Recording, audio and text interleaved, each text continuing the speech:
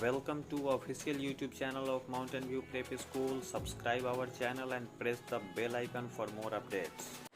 Hello everyone, welcome to our online classes. I am Pooja from Mountain View Prep School. Today I am going to teach about sentence through this video. Okay, तो चलिए शुरू करते हैं sentence. आज हम लोग इस video में जानेंगे सेंटेंस क्या होता है, इसके कितने पार्ट्स होते हैं। बच्चों, इसके पहले आप लोगों ने वीडियो में देखा होगा, मैंने प्रीवियस वीडियो में आप लोगों को बतला दिया है कि अल्फ़ाबेट किसे कहते हैं।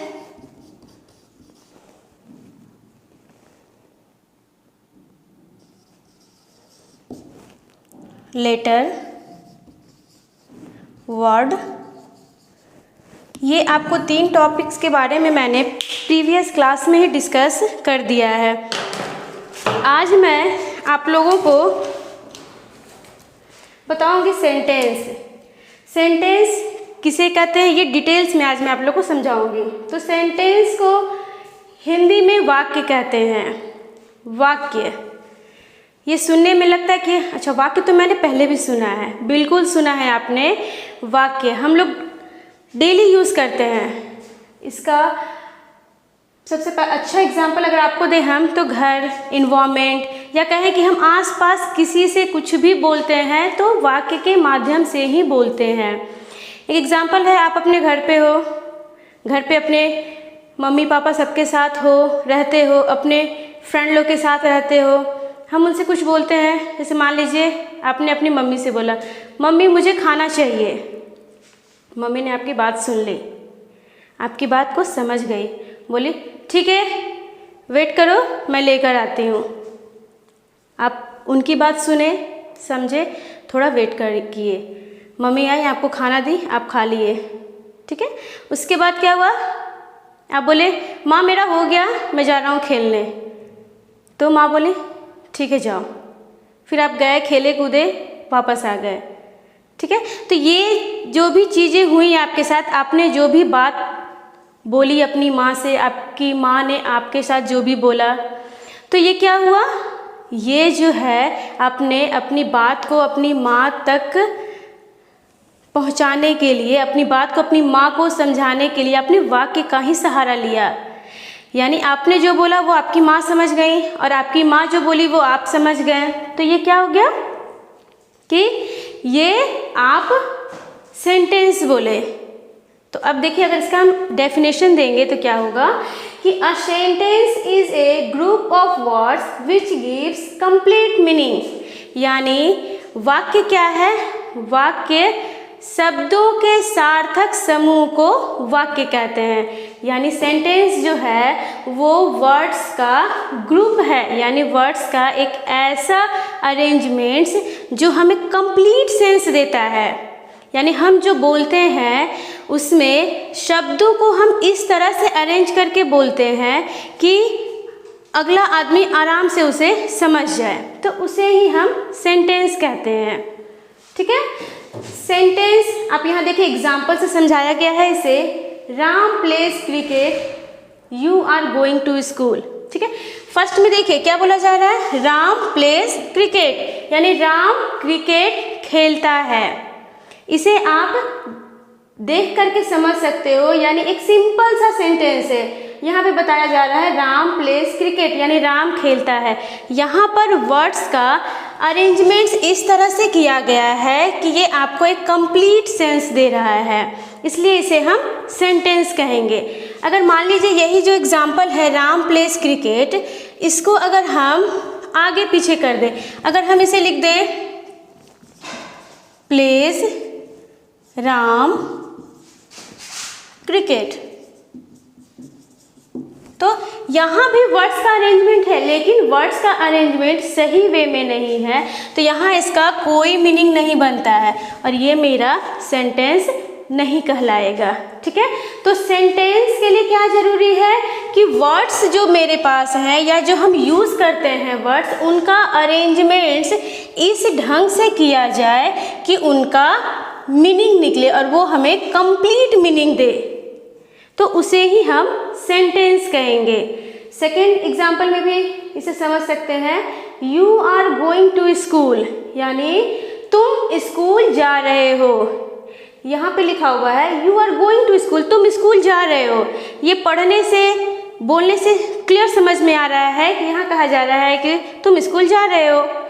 तो हम ग्रामर में कुछ रूल्स होता है सेंटेंस में वर्ड्स का अरेंजमेंट के लिए, ठीक है।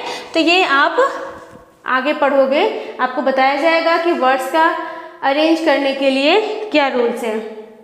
तो अभी हम लोग देखें सेंटेंस। सेंटेंस क्या होता है, एक बार फिर से देख लेते हैं। A sentence is a group of words which gives complete meaning, यानी शब्दों का ऐसा समूह जो हमें कंप्लीट मीनिंग देता हो, जिसे कंप्लीट सेंस निकल कर आता हो, उसे हम सेंटेंस कहते हैं।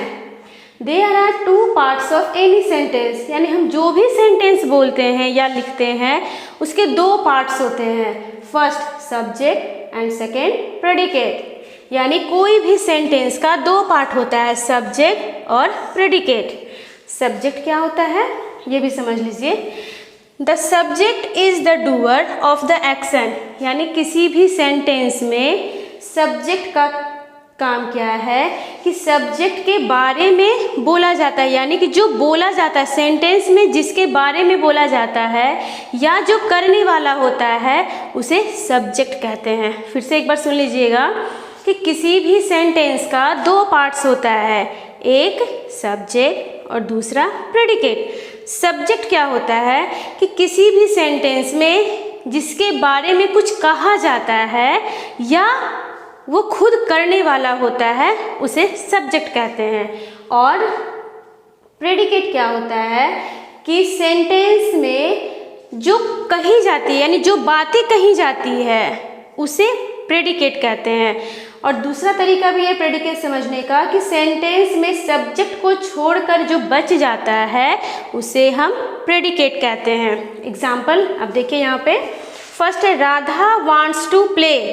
Radha wants to play, Radha खेलना चाहती है। यहाँ पे क्या है एग्जाम्पल, राधा खेलना चाहती है। अब यहाँ देखिए कि क्या सब्जेक्ट है और क्या प्रेडिकेट है। यहाँ पे कौन करने वाली है या किसके बारे में कहा जा रहा है, इस सेंटेंस को आप ध्यान से देखिए तो क्या पता चल रहा है कि Radha wants to play, Radha चाह रही है, राधा चाहती है। क्या चाहती है, खेलना चाहती है। यानी यहाँ पे कौन चाह रहा है, किसके बारे में बात हो रही है, राधा के बारे में। तो राधा क्या है, सब्जेक्ट है। और राधा क्या चाहती है, क्या करना चाह रही है, तो राधा खेलना चाह रही है। तो वांट्स टू प्ले, यानी आपका वांट्स टू प्ले ये यहाँ से लेकर के आपको यहाँ तक क्या हो गया, इसे हम प्रेडिकेट कहते हैं। और दूसरा तरीका भी देखिए, राधा वांट्स टू प्ले में राधा अगर सब्जेक्ट है तो राधा के बाद जितने भी आपके वर्ड्स बच गए सेंटेंस में वे सारे मेरे क्या हो गए हैं, प्रेडिकेट हो गए हैं। ठीक है, दूसरा सेंटेंस भी हम देख लेते हैं। दिस बुक इज माइन, क्या है, दिस बुक इज माइन। यहाँ पे किसके बारे में बात हो रही है, दिस बुक इज माइन, यानी यह बुक मेरी है, यह किताब मेरी है। यानी बात यहाँ पे किसकी हो रही है, बुक की, बुक की बात कही जा रही है कि यह बुक मेरी है। तो दिस बुक क्या हो गया, सब्जेक्ट हो गया। अब सब्जेक्ट हो गया ये, तो बाकी जो बच गया मेरा वो क्या हो गया, प्रेडिकेट। ठीक है, यहाँ भी देखिए बहुत सारे सेंटेंस में क्या होता है कि सब्जेक्ट और प्रेडिकेट तो नॉर्मल आप देख के समझ जाओगे कि फर्स्ट में ही सब्जेक्ट रहता है और उसके बाद जो बच जाता है यानी वर्ब के साथ, यानी प्रेडिकेट हमेशा वर्ब के साथ होगा। ठीक है, तो लेकिन बहुत सारे सेंटेंस में ऐसे होता है ना कि वर्ब के साथ जो है आपको स्टार्ट में तो मिल जाएगा, बहुत सारे सेंटेंस में आपको स्टार्ट में ही सब्जेक्ट मिल जाएगा, लेकिन बहुत सारे सेंटेंसेस में क्या होते हैं कि सब्जेक्ट कहीं बीच में भी होते हैं और कहीं लास्ट में भी होते हैं। ठीक है, तो नेक्स्ट आपको एग्जांपल देखते हैं हम। यहाँ देखिए, how are you, how are you, तुम कैसे हो। ये सेंटेंस क्या है, तुम कैसे हो। तो यहाँ देखिए, यहाँ किसके बारे में बात हो रही है, यू, यानी यहाँ किसके बारे में पूछा जा रहा है, यू, तुम्हारे बारे में, यानी तुम कैसे हो। तो यहाँ पे यू क्या हो जाएगा, सब्जेक्ट, और हाउ आर क्या हो जाएगा, प्रेडिकेट। यहाँ देखिए इस इस सेंटेंस को ध्यान से देखिए, यहाँ पहले प्रेडिकेट हो गया और बाद में सब्जेक्ट हो गया।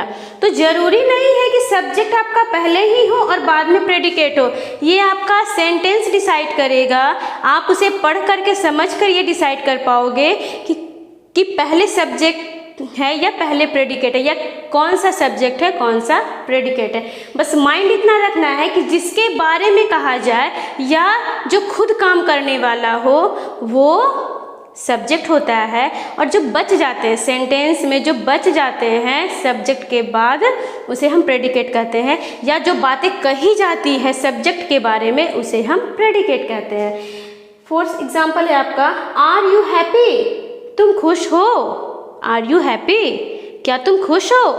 तो ये सेंटेंस में देखिए यहाँ पे क्या है, यहाँ पे यू के बारे में कहा जा रहा है, तो ये सब्जेक्ट हो गया, और आर हैप्पी क्या हो गए, प्रेडिकेट हो गए। ठीक है, समझ में आया। तो ओवरऑल एक बार हम फिर से देख ले रहे हैं कि सेंटेंस क्या होते हैं, यानी हम जो भी नॉर्मल बातें करते हैं, एक दूसरे से जो भी हम बात करते हैं उसमें हम वाक्य का यूज़ करते हैं, सेंटेंस बोलते हैं। यानी मेरे बोलने से आप समझ पा रहे हो, और आप जो बातें करते हो अगर वो बातें मेरी समझ में आ रही है तो वो सेंटेंस है। यानी वाक्य क्या है, शब्दों का सार्थक समूह को ही वाक्य कहते हैं। इंग्लिश में देखिए, sentence is a group of words which gives us complete sense, complete meaning. यानी शब्दों का ऐसा समूह जो हमें कंप्लीट सेंस देता है, वर्ड्स का ऐसा अरेंजमेंट्स जिससे कि हमें कंप्लीट मीनिंग मिलता हो, उसे हम सेंटेंस कहते हैं। सेंटेंस के दो पार्ट्स होते हैं, सब्जेक्ट और प्रेडिकेट। सब्जेक्ट जो होता है वो करने वाला होता है, यानी सेंटेंस में जिसके बारे में बातें कही जाती है या जो करने वाला होता है उसे हम सब्जेक्ट कहते हैं। और जो बच जाता है सेंटेंस में, सब्जेक्ट के बाद जो चीज़ें बच जाती हैं उसे हम प्रेडिकेट कहते हैं। आई होप आपको ये वीडियो पसंद आया हो। इसके आगे वीडियो में आपको मैं दिखाऊंगी कि सेंटेंस कितने प्रकार के होते हैं, टाइप्स ऑफ सेंटेंस, और उनके टाइप्स का डिटेल्स में अच्छे से आपको उसका डेफिनेशन के साथ आपको दूसरे वीडियो में मैं आपको बताऊंगी। Thank you.